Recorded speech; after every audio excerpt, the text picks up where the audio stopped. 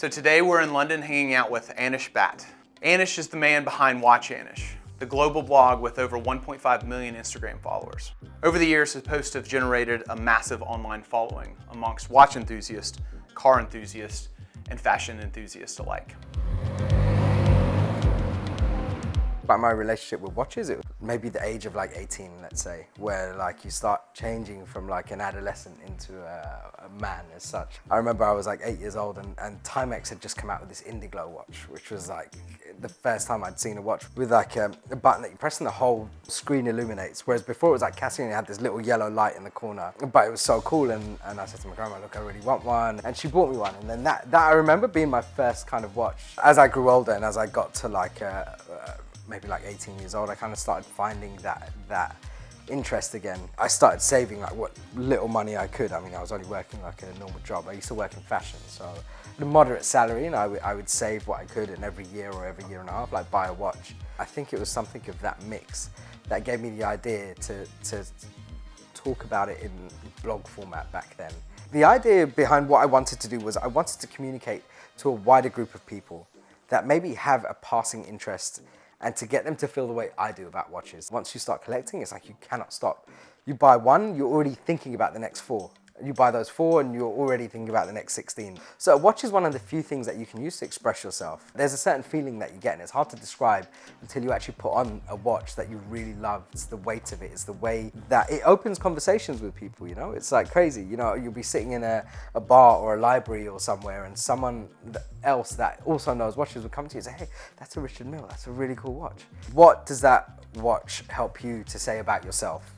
What does it convey about your character? You know, it's almost like a form of expression without talking, you know? Because, I mean, like, it's a very old kind of analogy, but women have handbags, they have jewelry, they have, you know, all this other stuff to express themselves in a certain way, whereas men really don't, you know? Cars, when you're growing up, is always like very high up. Like even as a young kid, you know, you have the picture of the Lamborghini on your bedroom wall. Like that's your aim, that's your goal. So then when you're able to achieve that, of course, that's what you want, because since you're 8 years old, you've been wanting to drive that car. And the same kind of goes with watches as well. It's the same kind of thing, because once you have that car, and once you have a few of those cars, like the circles mix so well, because people that own nice cars or people that have a passion for cars, they understand mechanics as well, they understand design. It's the same kind of DNA that goes into a lot of watches and a lot of watchmaking, because cars are kind of mechanics on a bigger scale, whereas watches are micro mechanics on a smaller scale. I got a Ferrari 458. For me, like a very nice refined drive. You have great design. The sound of a Ferrari is quite unique. I've driven and owned a number of cars, but this is probably one of my favorites because like it's very reliable, the sound is incredible. There's a certain type of feeling I get when I drive as well, you know, like there's a certain push to it, you know, when you stick it into race mode and you kind of floor it a little bit where you have the room, you know, there's a real kind of adrenaline that you get from it even still. So this is something that, not recently, but within not so long ago, 6542 Bakelite from the 1950s with an Eastern Arabic Bakelite bezel. There were 3 of these made by Rolex. I couldn't tell you who they were made for because I don't know. Obviously someone of some importance in the Middle Eastern region. One of them is owned by someone that I know very well who will never sell his watch. And for the last like 5 years, I was trying to find another one.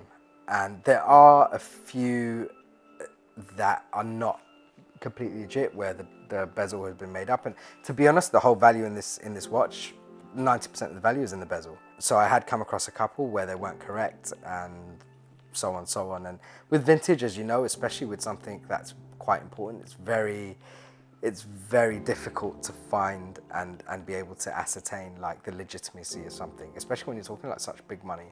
But I managed somewhat recently to find this, and it was like I had to have it.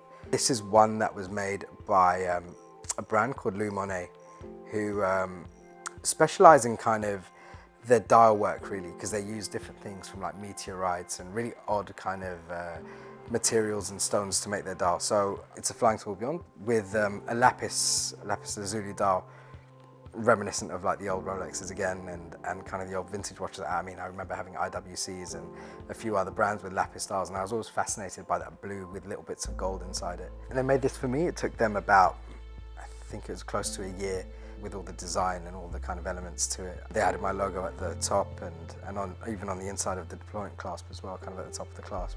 There's a lot of nice touches to it, and you know, I really enjoy wearing it. I've learned not to take everything too seriously and not to take yourself too seriously.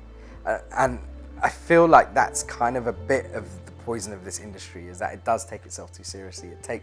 It saps the fun out of buying and collecting and learning, you know? It kind of, sometimes there's too many politics and there's too many egos and all of this stuff that gets mixed in with what actually is a pure, quite fun thing to do, you know?